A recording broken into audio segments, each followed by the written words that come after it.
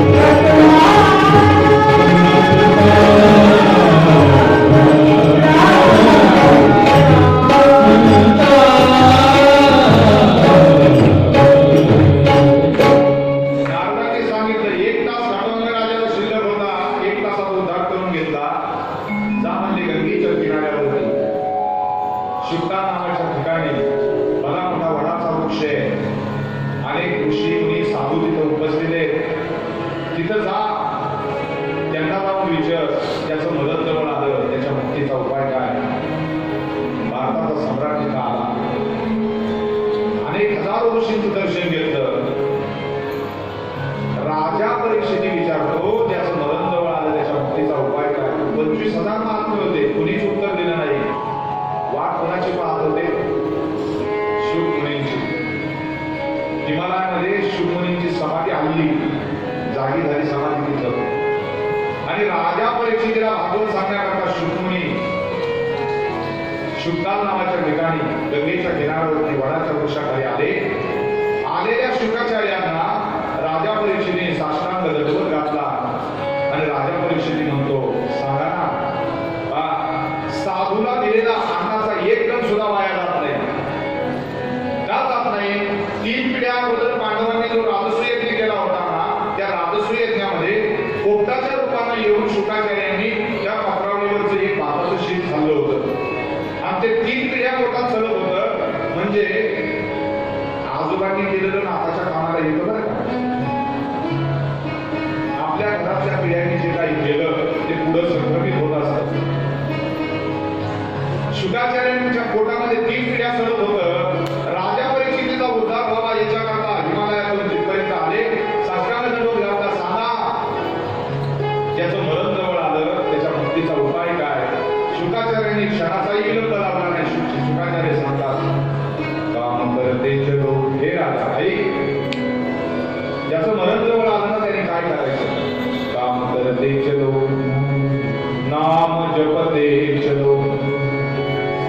समय कृष्ण का ध्यान धरते चलो, काम की वासना को मिटाते चलो। कृष्ण गोविंद गोपाल गाते चलो, कृष्ण गोविंद गोपाल गाते चलो।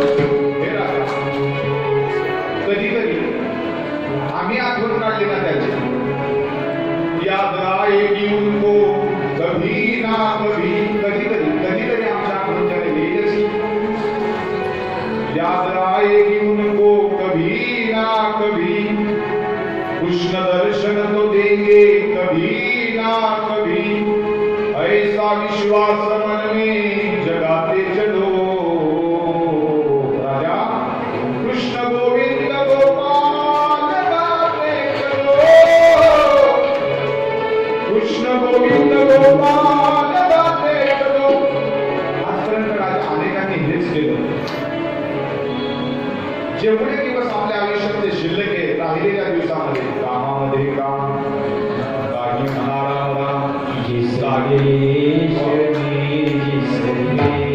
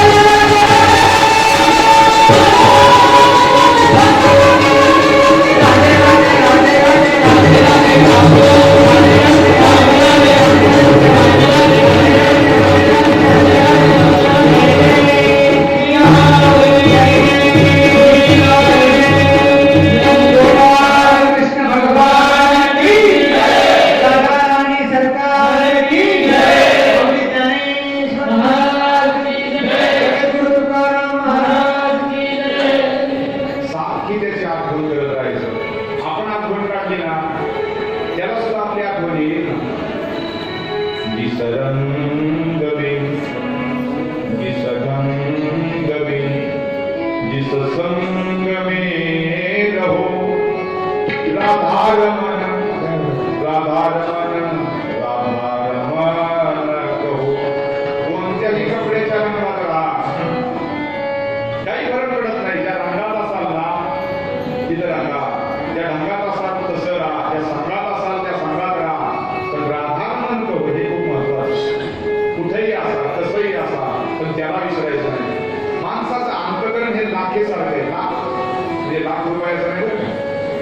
लाख ही पिठामध्ये मिसळली जाते. मातीचा गारा केला ना तेव्हा त्यात लाख मिसळतात आणि भट्टीमध्ये मीठ भाजले जाते. काळी माती असते पण रंग मात्र तिचा लाल होतो. का होतो? त्याच्यामध्ये लाख मिसळल्यामुळे. तसं आपण सुद्धा या वृंदावनाच्या मातीमध्ये कृष्णाच्या रंगामध्ये आता मिसळून गेलेलो आहे. आपला रंग हा कधीच उतरू नये याची आपण काळजी घ्यायची. आपला रंगच उतरला नाही पाहिजे. आणि म्हणून याद आएगी उनको कभी ना कभी, कृष्ण दर्शन तो देंगे कभी ना कभी, ऐसा विश्वास मन में जगाते चलो, कृष्ण गोविंद गोपाल गाते चलो, कृष्ण गोविंद गोपाल गाते चलो. आजची कथा आपण इथं थांबणार आहोत. संकीर्तन होईल, नंतर आजच्या सूचना येतील. आरतीच्या यजमानाला बोलवलं जाईल. नंतर सगळ्यांनी प्रसादाची सूचना दिली जाईल. फक्त सायंकाळचं लक्षात ठेवा, सायंकाळी 4 वाजता सगळे आपण आहोत आणि रांगेमध्ये जाणार आहोत. चालत जायचं आपल्याला. अगदी शाळेचे दिवस आपल्याला आठवले पाहिजे. बरोबर, फेरी मारायचं आपण हा माणसाने शाळा शिकावी पण शाळा करायची नाही अजिबात. म्हणजे रांगेत जायचं.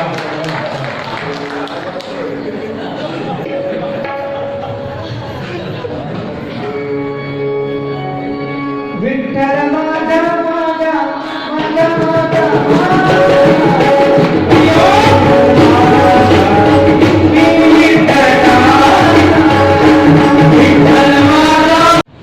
कृष्ण जिनका नाम है, गोकुल जिनका गाम है, ऐसे श्री भगवान को बारंबार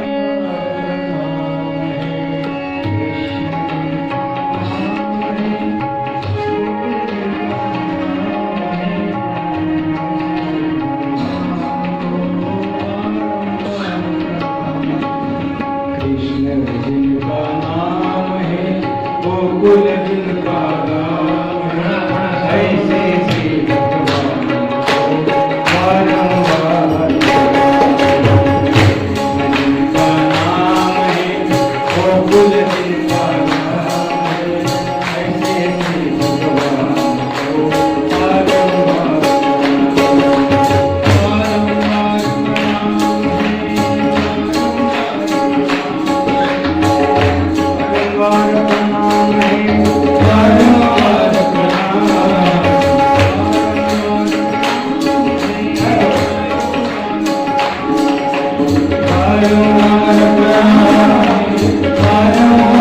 प्रणाम.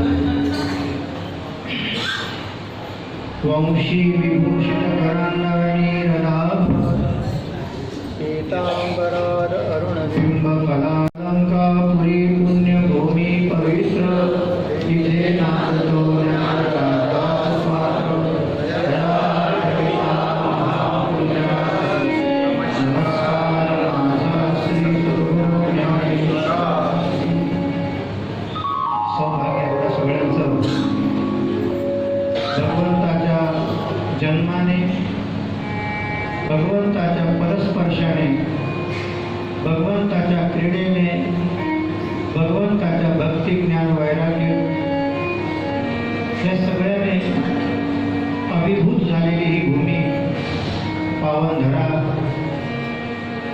यमुना माईच्या कुशीमध्ये श्रीधाम वृंदावन, या वृंदावनाची शोभा आपण सगळ्यांनी या भागवत कथेच्या श्रवणाने उपस्थितीने वाढवलेली आहे. भगवंताचं वचन आहे, धन्यं वृंदावनं तेनं भक्ती मुच्यति यत्र च.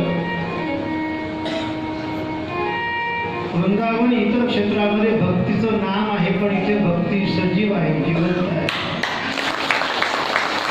इथे भक्तीचा स्वाद आहे, इथे भक्तीचा रस आहे, इथे भक्तीची अनुभूती आहे, इथे भक्तीचा अनुराग प्रेम आहे. त्या भक्तीचं संगोपन करण्यासाठी, त्या भक्तीला प्राप्त करण्यासाठी आपण या ठिकाणी आलेलो आहोत. आपल्या संसारातला अमूल्य वेळ काढून आपण या ठिकाणी अनंत प्रकारची कष्ट सहन करून आणि या कथेचं श्रवण आपण करत आहोत. या कथेचं एक न एक अक्षर भगवंताचं वास्तव स्वरूपाने इथे विद्यमान आहे. कथाव्यास माझे अंतःकरण असणारे अनंत श्री विभूती संतोषजी महाराज पायगुडे, ज्यांच्या कंठामध्ये एकनाथी भागवत आहे, त्याचं मला गर्व आहे. अनेक वक्ते मी पाहिले, पण एकनाथी भागवतांच्या ओव्यांचा भरमार त्यांच्या बुद्धीमध्ये आहे. आणि हे सगळं असूनही ते रसाळ अशा वाणीमध्ये आमचे चंद्रकांतजी महाराज गांधळे आणि त्यांच्या संपूर्ण परिवाराच्या प्रेमामध्ये पडले आहे. आपल्या सगळ्या भरपूर जणांच्या भक्तिमती माता, भक्त प्राण, धर्मप्राण, अपन पुरुष या सगळ्यांच्या समवेत, या गानवृंदांच्या समवेत, कलाकारांच्या समवेत आपण या ठिकाणी या भक्तिरसाचं रसस्वादन करत आहोत. मला जबाबदारी दिली वृंदावनाचं महत्त्व सांगा. मी वृंदावनाचं महत्त्व एवढं सांगू शकतो की या बोलण्यावर पाय ठेवण्याऐवजी डोकं ठेवायला पाहिजे. ही भूमी नमस्काराची आहे, ही भूमी वंदनाची आहे. एक बार वंदना, 12 बार वंदना, राधीजी के चरणों में 1000 बार वंदना. नमस्कार करा या वृंदावन भूमीला. मी कृष्णाच्या भावभूमिकेमध्ये तुम्हाला हे सगळं सांगू इच्छित आहे. या वृंदावनाचे वृक्ष कोणी दुसरे नाही महाराज. वृंदावन के वृक्ष को मर्म न जाने कोई, डाल डाल अनुपात में श्री राधे होय. ज्यावेळी तुम्ही साखर झोपेमध्ये झोपले होते त्यावेळी मी इथे आलो. सगळ्यांची दरवाजे बंद होती, वाजवली, पण कोणी उघडली नाही. शेवटी हे अनंत नावाचा जो पुरुष आहे त्याला खूप फोन केले, ते पण गाढ झोपलेला होता. पण कोणत्या अनंताला काळजी पडली, ते चंद्रकांत म्हणे जागा केला आणि दार उघडलं गेलं. म्हणजे तुमच्या साखर झोपेला माझा नमस्कार नाही, ती निंदनीय झोप आहे. इथे झोपेला जागा नाही, इथे जागृतीचीच भूमी, इथे जागे राहा. इथे जर तुम्ही झोप घेतली तर ते पुण्य तुमचं इथे संपून जाईल आणि पापाचं गाठोडं घेऊन तुम्हाला घरी जावं लागणार आहे. शोकांती करायची तर रात्री सुद्धा तुम्ही वृंदावनाची परिक्रमा करू शकता. रात्री सुद्धा तुम्ही भगवत नाम संकीर्तन करू शकता. म्हणून मी उपक्रम राबवलेला आहे. रोज 100 ओव्या न्यायच्या. मी इथे राहून 300 ओव्या लिहिणार आहे. इथे राहून 300 ओव्या लिहिणार आहे. लक्षात घ्या, तुमच्यावर फक्त 25 ओव्यांचा भार दिलेला आहे. 25. पण चंद्रकांत महाराज म्हणतात तुम्हाला काहीच काम नाही. मला पण भरपूर काम आहे. 2.5 किलोचा मुकुट आहे महाराज, 2.5 किलोचा. तुमच्या डोक्यावर पदर सुद्धा नाही आहे. हा 2.5 किलोचा मुकुट मी 3 तास वागवला, माझे 8 तास डोके दुखणार आहे. आपण अलंकापुरी किती जोरात म्हटल्यात ना, अशा रीतीने भगवान पांडुरंगाच्या डोक्यावर जो मुकुट आहे, टोप आहे सोन्याचा, तो 8 किलोचा आहे. पण भोळ्या भाविक भक्तासाठी ते दिवसभर डोक्यावर ठेवतात आणि रात्री पुजारी त्यांच्या डोक्यावर चंदनाचा लेप करतात, ते दुःख दूर होण्यासाठी. तिथे तुळशीचा भार ठेवतात. ते भक्तासाठी भगवंत हे सगळं करत असतो. मला ज्याला नाव ठेवायचे त्याला मोकळं मैदान आहे, पण मी कृष्ण आहे, कृष्ण होऊन या भूमीमध्ये राहा. लक्षात घ्या, कृष्ण होण्याचा अधिकार सगळ्यांना आहे. तुम्हाला एक 0 मिनिटामध्ये एक गोष्ट सांगतो. एकनाथ महाराजांच्या घरामध्ये रोज भागवत कथा प्रवचन व्हायचे आणि ओंजावर साखर भेटायची खायला. आणि एकनाथ महाराजांच्या सेवेमध्ये उद्धव नावाचा एक सेवक होता. आणि एकनाथ महाराज ज्या मार्गाने गोदावरी स्नान करायला जायचे त्या मार्गावर एक खालच्या आळीच्या जण्याचा रामड्या आणि त्याची बायको ही दोघं हरिजन रस्ता साफ करायचे. आणि रस्ता असा गुळगुळीत झाला होता. महाराज अशी कोणी गाडी सुद्धा करत नाही, सेवेने झाला होता महाराज. आणि ते सेवा करता करता ते प्रवचन ऐकायचे. 1 महिना प्रवचन असं चाललं, 1 महिना प्रवचन असं चाललं की भगवान श्रीकृष्णाने अर्जुनाला विश्वरूप दाखवले. मग त्या रामड्याची बायको जी होती त्या रामड्याच्या बायकोने आपल्या मालकाला विचारलं, अहो म्हणाले मला एक प्रश्न झालाय, तुम्ही सगळे श्याम नकोळी, तुम्हाला प्रश्न होतो की नाही देव जाणे, पण त्या हरिजनाच्या जोडप्याला त्या बायकोला प्रश्न झाला. आणि त्याने आपल्या मालकाला सांगितलं, म्हणे धणी मला एक प्रश्न झालाय, म्हणे आपण हलक्या जातीचे, आपल्याला प्रश्न करायला परवानगी नाहीये, झालंच तर सांग माझ्या काळात. म्हणे हे जेव्हा अर्जुनाला विश्वरूप दाखवलं तेव्हा आपण कुठे होतो? अर्जुनाला विश्वरूप दाखवलं तेव्हा आपण कुठे होतो? त्या रामड्याने आपल्या बायकोला सांगितलं, शांत एवढा काळ आपण हरिजन जन्मामध्ये काढणार आहे, एवढे असे प्रश्न करायला आपल्याला परवानगी नाही. म्हणे आपण नाथांना विचारूया. मग ते नाथांना विचारायचं त्याने अट्टहास धरला आणि प्रवचन ऐकायला गेले. सगळे प्रवचन ऐकून साखर घेऊन घरी गेले. ते रामड्याची बायको नाही गेले. त्याने नाथांना शेवटी विचारलं, नाथराय माझ्या बायकोला तुम्हाला एक प्रश्न विचारायचा आहे. एकनाथ महाराज म्हणाले, विचारा. बघा त्या बाईने प्रश्न केला नाथांना की नाथा, विश्वरूप जे अर्जुनाला भगवान श्रीकृष्णाने दाखवलं त्यावेळी आम्ही कुठे होतो? इथून पुढचं वाक्य खूप मोठं मोलाचं आहे माझं, ते तुम्ही चांगल्यापैकी ऐका, चित्तात चित्रून घ्या. कधी तुम्हाला ह्या वाक्याची गरज पडली त्याचं चिंतन करा. तुम्हाला त्याचा लाभ कधी पण होईल, एनी टाईम होईल. म्हणून ते प्रश्नाचं उत्तर नाथांच्या भाषेत मी देतोय तुम्हाला. देऊ का महाराज? नाथरायाने सांगितलं, तुम्ही पण त्यावेळी कृष्ण होते. कोण बोलते? कोणाला बोलतात नाथराय? त्या हरिजनाला म्हणतात. ज्यावेळी भगवान श्रीकृष्णाने अर्जुनाला विश्वरूप दाखवलं त्यावेळी तुम्ही सुद्धा त्यावेळी कृष्णच होते, अशी शाश्वती नाथांनी त्यांना दिली महाराज. म्हणून नाथांना दयाचे सागर म्हणतात. नाथांना काय म्हणतात? माय जगन्नाथ बाप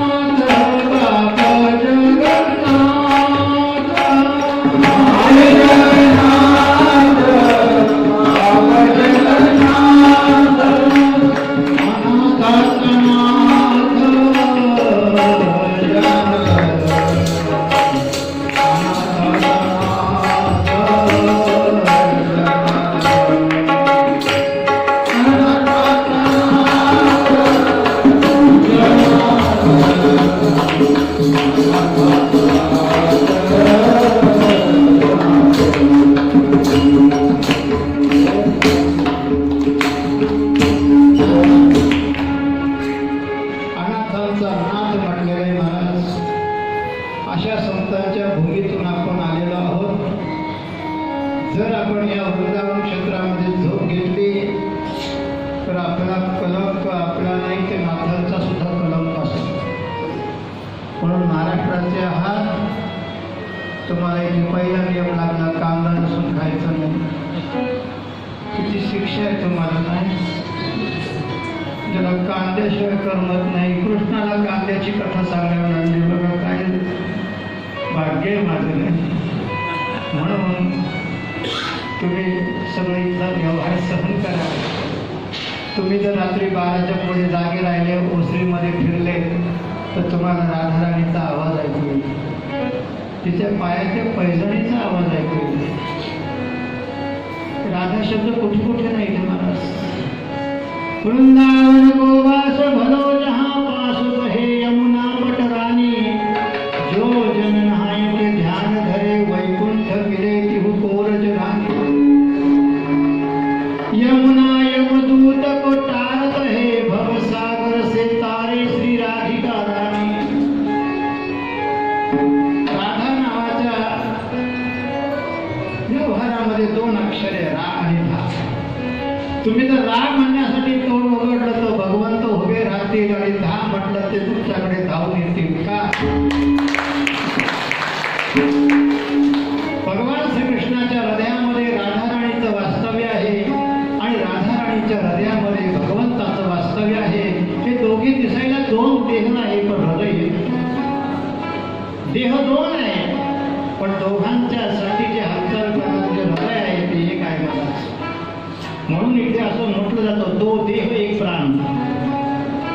श्री राधा जी को नाम 2 देह 1 प्राण.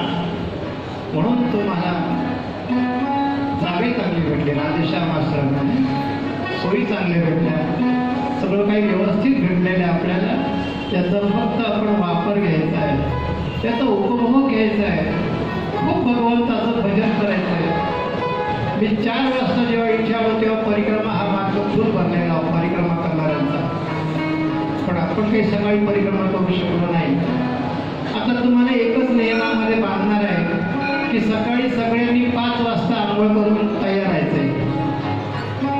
अर्ली मॉर्निंग कल सुबह 5 बजे. आता नाही संध्याकाळी. आता संध्याकाळचे 5 वाजता तुम्ही जे काही करत ते गाढवाने शेत खाल्लं, पापई नाही कोणी सकाळचे 3, 3:30, 4, 4:30, 5, 5:30 सकाळचा सगळा फायदा घ्या.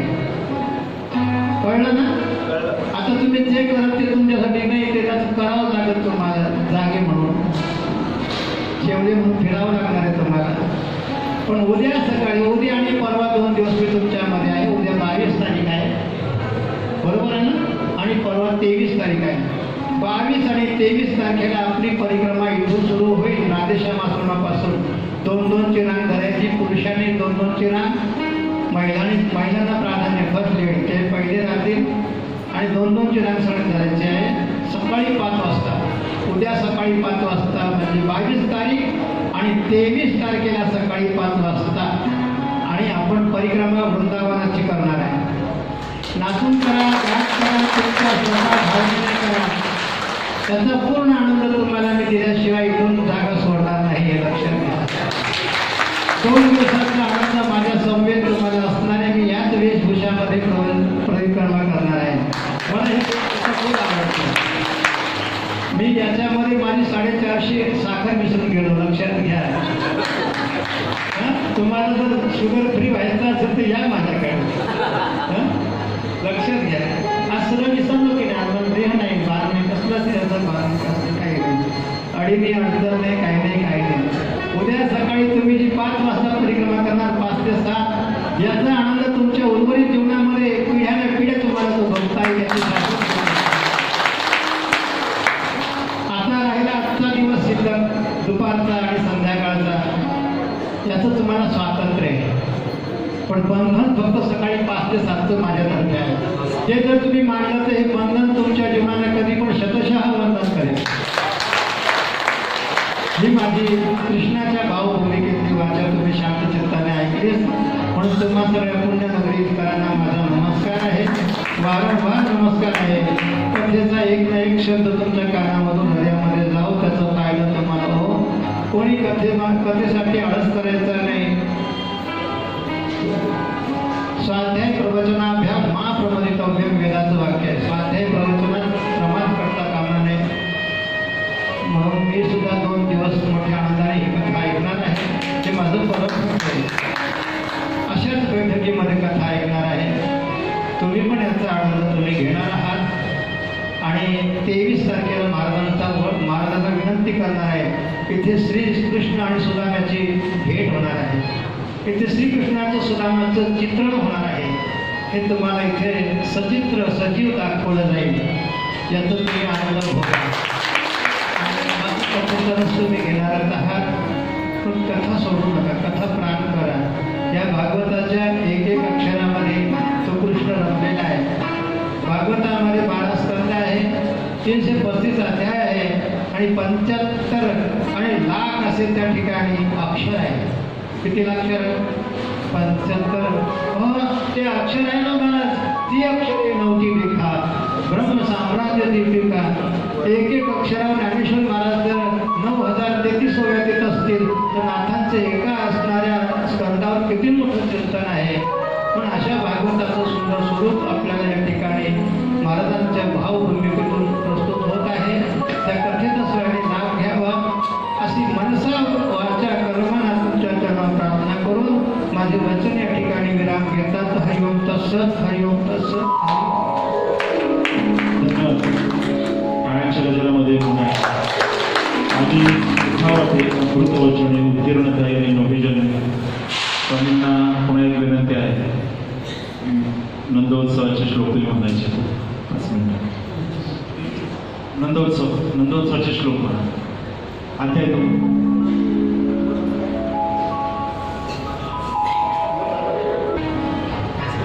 ऐका, श्रीमद भागवत महापुराण याच्यामध्ये 10वा स्कंद म्हणजे भगवंताचे संपूर्ण चिंतन याच्यामध्ये आहे. त्याच्यामध्ये 90 अध्याय आहे. त्या 90 अध्यायामध्ये 5वा जो अध्याय ते 5व्या अध्यायामध्ये नंद महोत्सव आहे आणि 5व्या अध्यायामध्ये आरंभाला जे 18 श्लोक आहे ते नंद महोत्सवाचे श्लोक आहे. जो कोणी घरी जाऊन आणि याचं जर पारायण केले 18 श्लोकांचं तर तुम्हाला 18,000 श्लोकाच्या पारायणाचं फळ तुम्हाला भेटणार आहे. अशी इथे योजना आहे. ते नंद महोत्सव महाराजांच्या आज्ञेनुसार आणि मी या ठिकाणी वाचून दाखवत आहे. अधपंचमोऽध्यायः. श्रीशुक उवाच.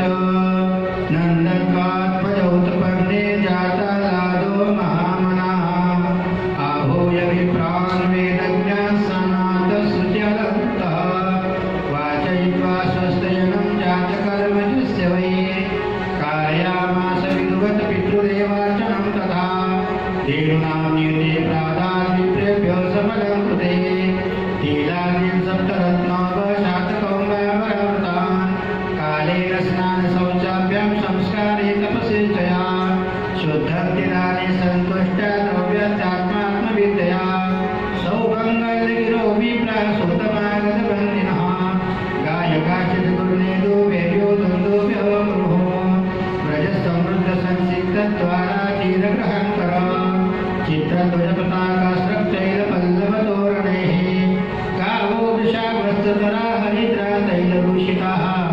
विचित्रधातुपर्यस्रक्वस्त्रकञ्चनमालिनः महानिवस्त्रवर्णपञ्चकोष्णीशभूषिताः गोपासमायुः राजन्नानोपानयपानयः गोप्यश्च कर्णमुदिता यशोदाया सुतोद्भवम् आत्मानं भूषयञ्चक्रुवस्त्रकर्कजनादिभिः नवकुङ्कुमकिञ्जलकमुखपङ्कजभूतयः वलिभिस्त्वरितं जगमो ऋतुश्चरणश्चलकृचाः गोप्यस्मरुष्टमणिकुञ्जलनिष्ककण्ठ चित्राम्बरापतिशिखाश्रुतमाल्यवर्षाः नन्दालयं सबलया प्रजितिर्विरेजो व्यालोदकुण्डलपयोदरहारशोभाः काशीसप्रयुञ्जानाश्चिरं पाहीति बालके हरिद्राचूर्णतेलाभिषिञ्चन्तो जगमञ्जगो अवाद्यन्तविचित्राणि वादित्राणि महोत्सवे कृष्णे विश्वेश्वरे नन्दी नन्दस्य व्रजमागते गोपा परस्परं दृष्टा नदीक्षिदकृताम्बुभिः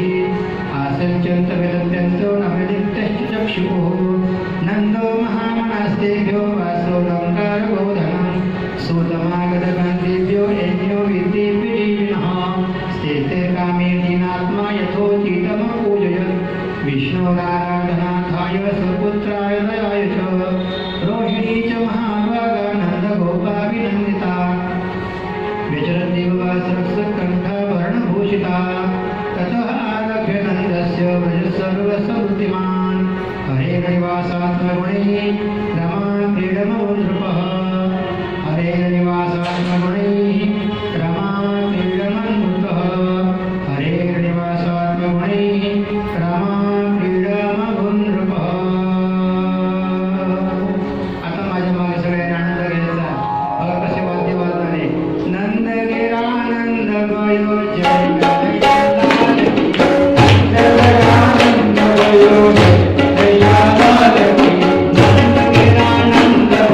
में